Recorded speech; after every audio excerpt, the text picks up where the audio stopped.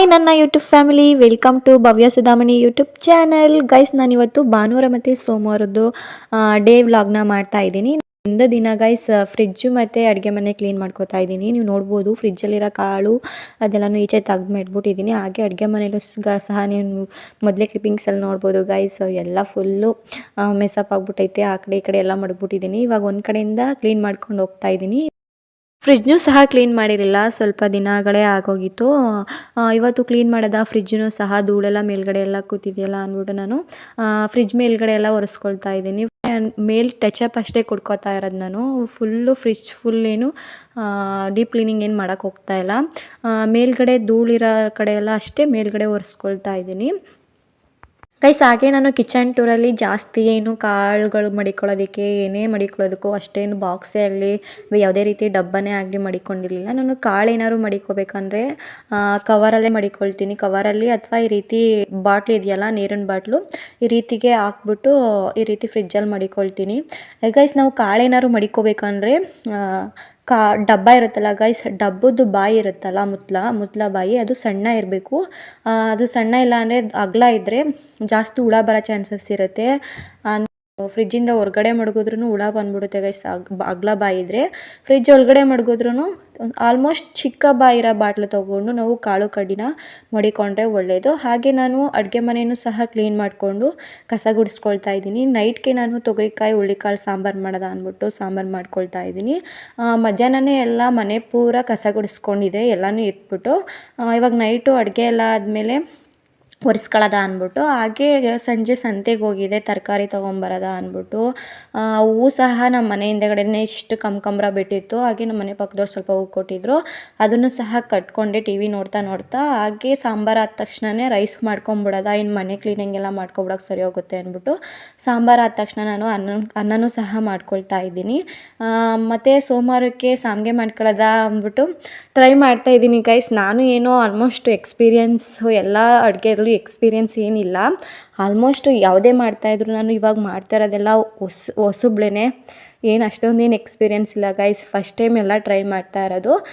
ಸಾಂಗೆ ಮಾಡೋದ ಅಂದ್ಬಿಟ್ಟು ಈ ರೀತಿ ಅಕ್ಕಿ ಎಲ್ಲನೂ ಸೊಸೈಟಿ ಅಕ್ಕಿ ಆಗಿರೋದ್ರಿಂದ ಅಕ್ಕಿನ ಒಂದು ಸಲ ತೊಳೆದ್ಬಿಟ್ಟು ಹಾರಾಕ್ತಾಯಿದ್ದೀನಿ ನೈಟೇನೆ.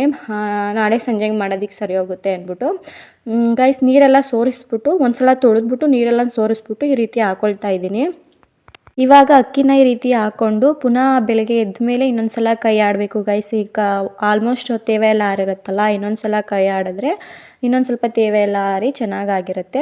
ಊಟ ಎಲ್ಲ ಆದಮೇಲೆ ಪಾತ್ರೆನೂ ಸಹ ತೊಳ್ಕೊಂಡೆ. ನಾನು ಇವಾಗಾದರೂ ನೆಕ್ಸ್ಟ್ ಡೇ ಮಾರ್ನಿಂಗು ಸೋಮವಾರ ಬೆಳಿಗ್ಗೆ 4:33 ಗೈಸ್, ಅಷ್ಟು ಬೇಗ ಎದ್ದಿದ್ದೀನಿ. ಮೊದಲೆಲ್ಲ ಗೈಸ್ ಈ 2 ಇಯರ್ಸ್ ಬ್ಯಾಕ್ ನಾನು ಇಷ್ಟು ಬೇಗ ಹೇಳ್ತಾನೆ ಇರಲಿಲ್ಲ ಅನ್ಕೋಬೋದು. ನಾನು ಇವಾಗ ಸ್ವಲ್ಪ ಬೇಗನೆ ಎದ್ದು ನಾನು ಕೆಲಸ ಎಲ್ಲ ಅಂದರೆ ವಾರದ ದಿನ ಅಷ್ಟೇ ಗೈಸ್ ಬೇಗ ಎದ್ದು ಫ್ರೆಶ್ ಅಪ್ ಆಗಿ ದೇವ್ರ ದೀಪನ ಹಚ್ಬಿಡೋದ, ಆಲ್ಮೋಸ್ಟ್ ಬ್ರಾಹ್ಮಿ ಮುಹೂರ್ತದಲ್ಲಿ ಪೂಜೆ ಮಾಡೋದ ಅಂದ್ಬಿಟ್ಟು ನಾನು ಇವಾಗ ಸ್ವಲ್ಪ ಬೇಗನೆ ಹೇಳ್ತಾ ಇದ್ದೀನಿ. ಪೂಜೆ ಎಲ್ಲ ಮುಗಿಯೋಷ್ಟರಲ್ಲಿ ಒಂದು 6 ಕಾಲ ಆಗಿತ್ತು ಅಂತಲೇ ಹೇಳ್ಬೋದು. ಮನೆ ಮುಂದೆಗಡೆಗೆ ತುಳಸಿಗೂ ಸಹ ಪೂಜೆ ಮಾಡಿಕೊಂಡೆ ಗೈಸ್. ಬೇಗ ಪೂಜೆ ಮಾಡೋದ್ರಿಂದ ಒಂದು ರೀತಿ ಫ್ರೆಶ್ಶು ಅಂತ ಇರುತ್ತೆ, ಹಾಗೆ ಒಂದು ರೀತಿ ಪಾಸಿಟಿವ್ ಎನರ್ಜಿ ಕೂಡ ಇರುತ್ತೆ. ನಾನು ಬಾಗಿಲು ಮುಂದೆಗಡೆ ಈ ರೀತಿ ರಂಗೋಲಿ ಹಾಕೊಂಡಿದ್ದೀನಿ. ಇವತ್ತು ದೀಪಾವಳಿ ಕಾರ್ತಿಕ ಸೋಮವಾರ ಆಗಿರೋದ್ರಿಂದ ದೇವ್ರ ದೀಪ ಹಚ್ಚಿದ್ಮೇಲೆ ಹೊಸ್ಲ ಹತ್ರ ಬಾಗಿಲಿಗೂ ಸಹ ಈ ರೀತಿ ದೀಪ ಹಚ್ಚಿದೆ. ಹೊರಗಡೆ ಬಾಗಿಲಿಗೆ ನಾನು ಇವತ್ತು ಈ ರೀತಿ ರಂಗೋಲಿನ ಹಾಕೊಂಡಿದ್ದೀನಿ ಗೈಸ್. ನಾನು ರಂಗೋಲಿ ಎಲ್ಲ ನೈಟೇ ಹಾಕೊಂಡಿದ್ದೆ, ಅಷ್ಟು ಬೇಗ ಬ್ರಾಹ್ಮಿ ಮುಹೂರ್ತದಲ್ಲೇ ದೀಪ ಹಚ್ಚೋದ ಅನ್ಕೊಂಡಿದ್ನಲ್ಲ. ಸೊ ನಾನೇ ನೈಟೇ ಎಲ್ಲ ಕ್ಲೀನ್ ಮಾಡಿ ಬಾಗಿಲಿಗೆ ನೀರು ಹಾಕಿ ರಂಗೋಲಿನೂ ಸಹ ಬಿಟ್ಕೊಂಡೆ ಗೈಸ್. ನಾನು ಈ ರೀತಿ ರಂಗೋಲಿನ ಹಾಕೊಂಡಿದ್ದೀನಿ ಗೈಸ್. ಇನ್ನು ಇಬ್ನಿ ಅಂತೂ ಸುರಿತಾನೆ ಇತ್ತು. ಒಂದು 7 ಗಂಟೆ 8 ಗಂಟೆ ಆದರೂ ಇಬ್ನಿ ಬರ್ತಾನೆ ಇತ್ತು ಅಂತಲೇ ಹೇಳ್ಬೋದು. ಈ ರೀತಿ ಬೇಗ ಹೇಳೋದ್ರಿಂದ ಎಲ್ಲ ಕೆಲಸ ಬೇಗ ಆಗುತ್ತೆ ಗೈಸ್. 6 ಗಂಟೆ ಅಷ್ಟರಲ್ಲೆಲ್ಲ ನನ್ನ ಪೂಜೆ ಎಲ್ಲ ಮುಗ್ದಿತ್ತು. ನನ್ನ ಕೂಡ ಇನ್ನೂ ಟೈಮ್ ಇತ್ತು. 6 ಗಂಟೆ ಆದಮೇಲೆ ನಮ್ಮ ತಿಂಡಿ ಎಲ್ಲ ತಿನ್ನೋದು ಒಂದು 10 o'clock ಅಷ್ಟೇ. ಅಷ್ಟರಲ್ಲಿ ನಾನು ಇನ್ನೂ ಏನು ಕೆಲಸ ಅಷ್ಟೇನು ಮಾಡೋದೇನು ಇರಲಿಲ್ಲ, ಸುಮ್ಮನೆ ಆರಾಮಾಗಿದ್ದೆ ಗೈಸ್. ನೀವು ನೋಡ್ಬೋದು ಇಬ್ನಿ ಇನ್ನೂ ಹೇಗೆ ಬರ್ತಾ ಇದೆ ಅಂತ. ಇನ್ನು ಸೂರ್ಯ ಕೂಡ ಉದಯ ಆಗಿರಲಿಲ್ಲ, ಫುಲ್ ಹಾಗೆ ಮೋಡ ಇತ್ತು. ಆಮೇಲೆ ನಾನು ಪುನಃ ಇವತ್ತು ಹೂ ಬಿಡೋದನ್ನ ಕಿತ್ಕೊಳ್ಳೋದ. ಇವತ್ತು ಹೂ ಬಿಟ್ಟಿರೋದು ದಾಸವಾಳ ಇರುತ್ತಲ್ಲ ಗೈಸ್, ನಾನು ನಿನ್ನೆ ಹೂ ಬಿಟ್ಟಿತ್ತಲ್ಲ ಅದನ್ನು ಕಿತ್ತು ಮಡಿಕೊಂಡಿದ್ದೆ. ಮತ್ತು ಸಾಮಂತಿಗೆ ಮೊಳಕೆ ತಂದಿದೆ. ಇವತ್ತು ದಾಸವಾಳ ಬಿಟ್ಟಿದೆಯಲ್ಲ ಅದನ್ನು ಕಿತ್ಬಿಟ್ಟು ಇವಾಗ ಮುಡ್ಸೋದ ಅಂದ್ಬಿಟ್ಟು ಎಲ್ಲವನ್ನು ಕಿತ್ಕೊಳ್ತಾ ಇದ್ದೀನಿ ಗೈಸ್. ಬೆಳಗ್ಗೆ ಟೈಮು ಈ ರೀತಿ ಮೊಗ್ಗು ರೀತಿ ಇರುತ್ತೆ, ಒಂಥರ ಈ ಹೂವು ನೋಡ್ಬೋದು ನೀವೇ. ಆಮೇಲೆ ಇನ್ನೂ ಅರಳುತ್ತೆ ಅದು, ನೋಡೋಕೆ ಮಾತ್ರ ಒಂದು ರೀತಿ ಗುಲಾಬಿ ರೀತಿ ಚೆನ್ನಾಗಿದೆ ಗೈಸ್. ಆಮೇಲೆ ಹೂವೆಲ್ಲ ಮುಡಿಸ್ದೆ ದೇವರಿಗೆ. ಆಮೇಲೆ ಇನ್ನೂ ಏನೂ ಕೆಲಸ ಇರಲಿಲ್ಲ, ನಂದು 9 ಗಂಟೆ ಮೇಲೇ ಅಡುಗೆ ಕೆಲಸ ಸ್ಟಾರ್ಟ್ ಆಗೋದು. ಅಂದರೆ 10 ಗಂಟೆಗೆ ಅಲ್ವ ನಾವು ಎಲ್ಲ ತಿಂಡಿ ಮಾಡೋದು. ಸೊ ಅದಕ್ಕೆ ನಾನು ತೊಗರಿಕಾಳು ತಂದಿದ್ವಿ, ತೊಗರಿಕಾಳನ್ನ ಎಡ್ದು ಮಡಿಕೊಬಿಡೋದ ಫ್ರಿಜ್ಜಿಗೆ. ಏನು ಇವತ್ತು ಮಾಡ್ತಾ ಇರಲಿಲ್ಲ ನಾನು ತೊಗರಿಕಾಳು ಸಾರನ್ನ. ನಮ್ಮಣ್ಣ 1 kg ತಂದಿದ್ದ, ಅರ್ಧ kg ಬೇರೆ ಸಪ್ರೇಟು. ಅದರಲ್ಲಿ ಅರ್ಧ kgನ ನಾನು ನೆನ್ನೆನೆ ತೊಗರಿಕಾಳು ಸಾಂಬಾರು ಮಾಡಿದೆ. ಇನ್ನು ಹುಳಿ ಖಾರ ಹಾಕ್ಬಿಟ್ಟು ಇನ್ನೂ ಅರ್ಧ kg ಇತ್ತಲ್ಲ, ಹಾಗೆ ಮಡಗಿದ್ರೆ ಎಲ್ಲ ಇದಾಗುತ್ತೆ ಅಂದ್ಬಿಟ್ಟು ನಾನು ತೊಗರಿಕಾಳು ಎಡ್ಬಿಟ್ಟು ಫ್ರಿಜ್ಜಿಗೆ ಮಡಿಕೊಳ್ಳೋದ. ಇನ್ನು ಹಬ್ಬ ಎಲ್ಲ ಆಮೇಲೆ ಮಾಡ್ಕೊಂಡ್ರೆ ಆಗುತ್ತೆ ಅಂದ್ಬಿಟ್ಟು ನಾನು ಫ್ರಿಜ್ಜಿಗೆ ಮಡಿಕೊಳ್ತಾ ಇದ್ದೀನಿ ಕಾಳೆಲ್ಲ ನೆಡ್ಬಿಟ್ಟು. ಆಮೇಲೆ ನಾನು ಮಾರ್ನಿಂಗ್ ತಿಂಡಿಗೆ ನಾನು ಇವತ್ತು ಕೇಸರಿ ಬಾತ್ ಮಾಡ್ಕೊಳ್ಳೋದ. ಕೇಸರಿ ಬಾತ್ ಜೊತೆಗೆ ಗೀ ರೈಸು ಮತ್ತು ಮೊಸರು ಬಜ್ಜಿ ಮಾಡ್ಕೊಳ್ಳೋದ ಅಂದ್ಬಿಟ್ಟು ಮಾಡ್ಕೊಳ್ತಾ ಇದ್ದೀನಿ. ನಾನಿಲ್ಲಿ ಕೇಸರಿ ಬಾತು ಮತ್ತು ಮೊಸರು ಬಜ್ಜಿನ ಕಮ್ಮಿ ಕ್ವಾಂಟಿಟಿಲೇ ಮಾಡ್ಕೋತಾ ಇರೋದು, ಜಾಸ್ತಿ ಏನು ಮಾಡ್ತಾಯಿಲ್ಲ. ಸ್ವೀಟ್ ಏನು ತಿನ್ನೋದಿಲ್ಲ ನಮ್ಮಣ್ಣನು, ಸ್ವಲ್ಪ ಹಾಕಿಸ್ಕೊಳ್ತದೆ ನಮ್ಮಣ್ಣ ಮತ್ತು ನಮ್ಮಪ್ಪ. ಆದ್ದರಿಂದ ನಾನು ಸ್ವೀಟ್ನೂ ಅಷ್ಟೇ ಕಮ್ಮಿನೇ ಮಾಡ್ತಾ ಇರೋದು.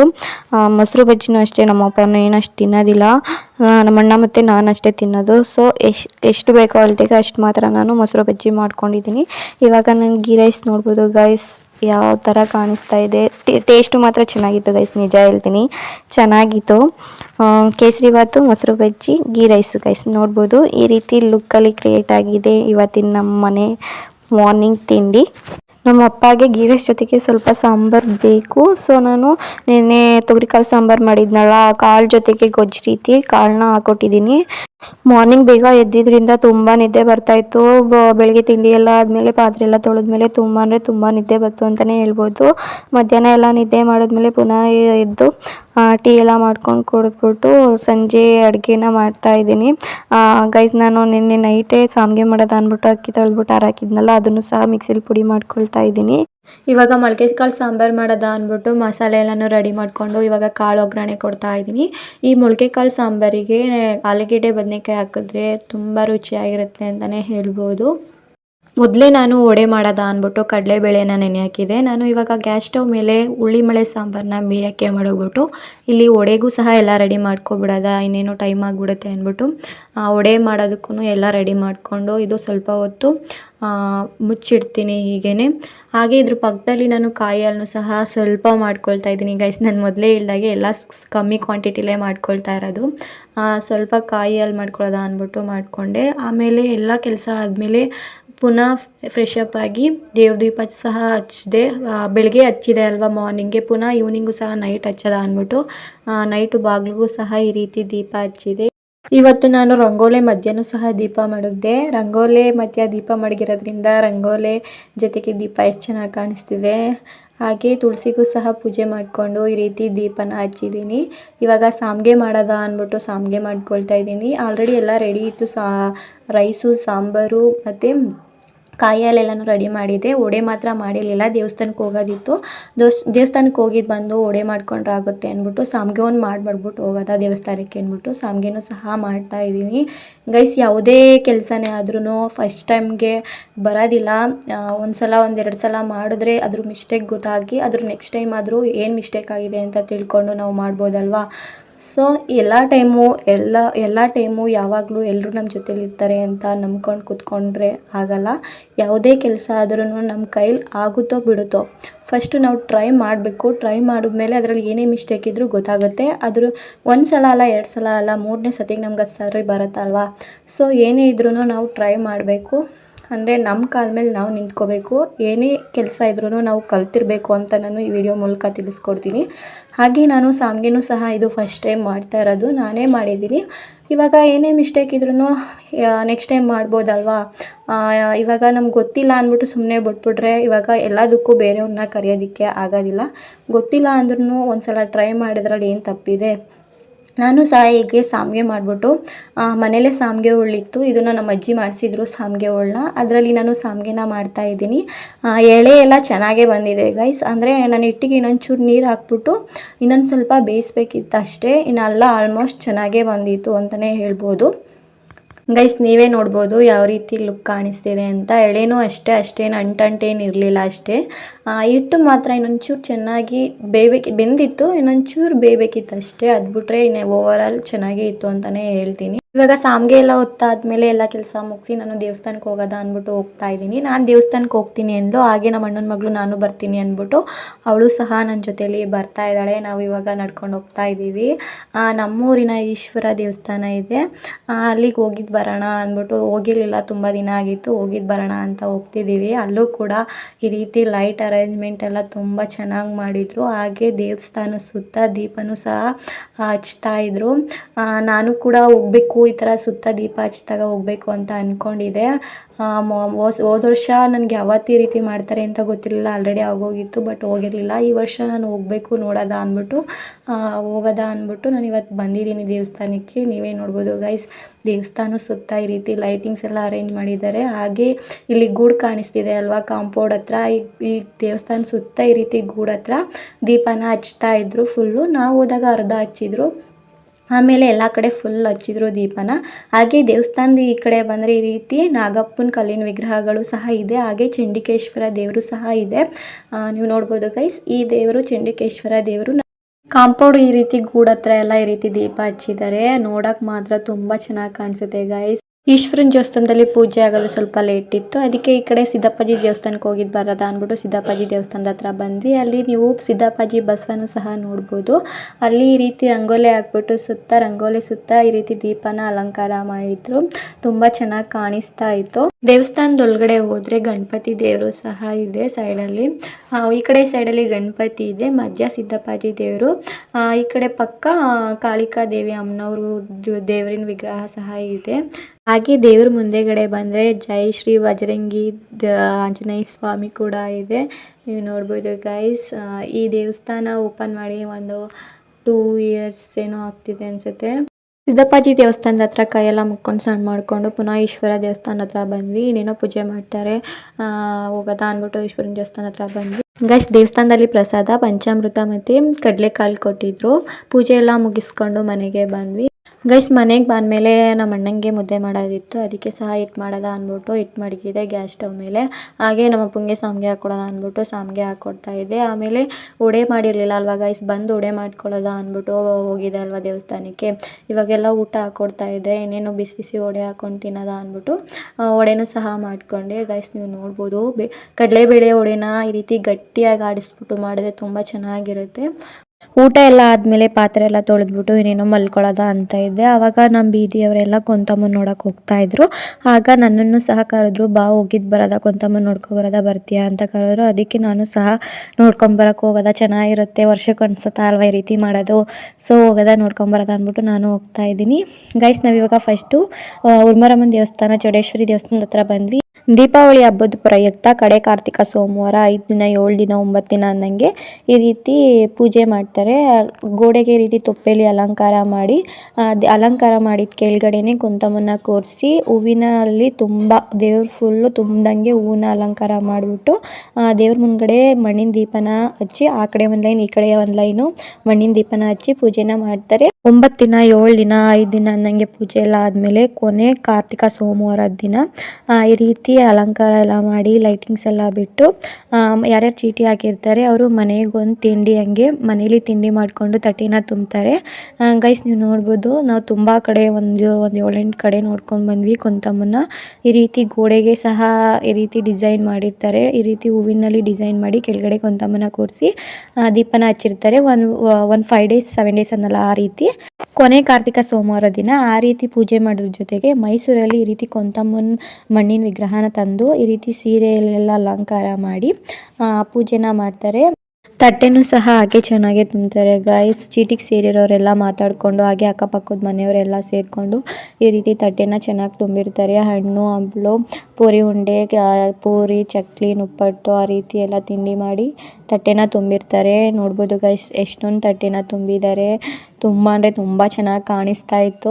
ಮೊದಲೆಲ್ಲ ಈ ರೀತಿ ಚೀಟಿ ಮಾಡಿಕೊಂಡು ಅಂಡೆ ಇಲ್ಲ ಗ್ಯಾಸ್ ಸ್ಟವ್ ಒಲೆ ದೊಡ್ಡೊಲೆ ಬರುತ್ತಲ್ಲ ಆ ರೀತಿ ಇಲ್ಲ ತಪ್ಪಲೆ ಆ ರೀತಿ ಏನಾದ್ರು ಚೀಟಿ ಹಾಕ್ಕೊಂಡು ಎಲ್ಲರೂ ಈ ರೀತಿ ಸಾಮಾನು ತೊಗೋತಾ ಇದ್ರು. ಬಟ್ ಇವಾಗ ಆ ರೀತಿ ಏನೂ ಅಷ್ಟು ಮಾಡ್ತಾ ಇಲ್ಲ ಅನಿಸುತ್ತೆ ಇವಾಗ. ಹಾಗೆ ಅಲ್ಲಿ ಓದೋದ ಕಡೆ ಎಲ್ಲ ಪ್ರಸಾದ ಕೂಡ ಕೊಡ್ತಾಯಿದ್ರು. ಒಂದು ಕಡೆ ಕಡಲೆಕಾಳು ಕೊಟ್ಟರು, ಇನ್ನೊಂದು ಕಡೆ ನೆಕ್ಸ್ಟ್ ಮುಂದಿನ ಕ್ಲಿಪ್ಪಿಂಗ್ಸಲ್ಲಿ ತೋರಿಸ್ತೀನಿ ಗೈಸ್.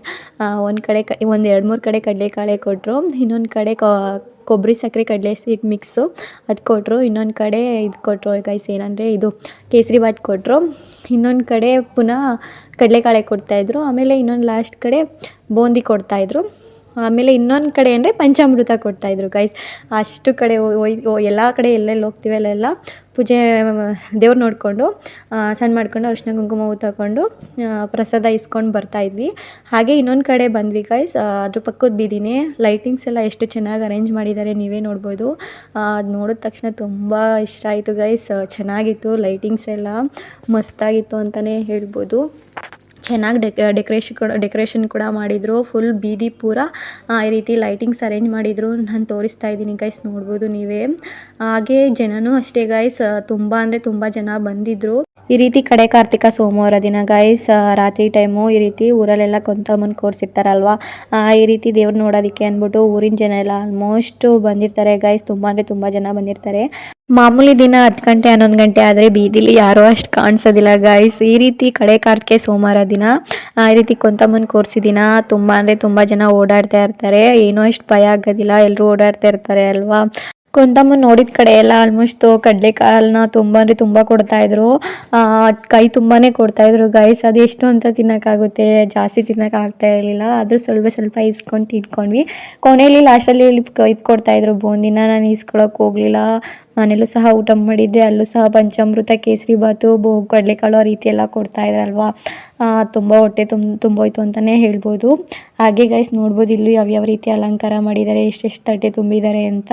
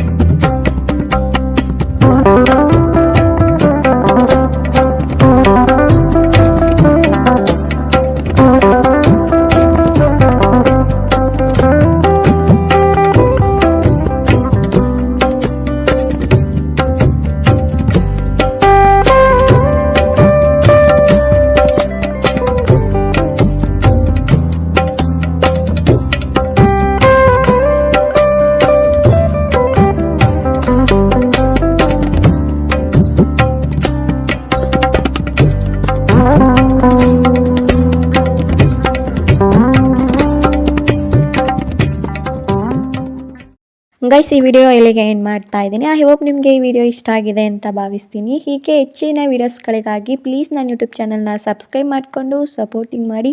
Thank you.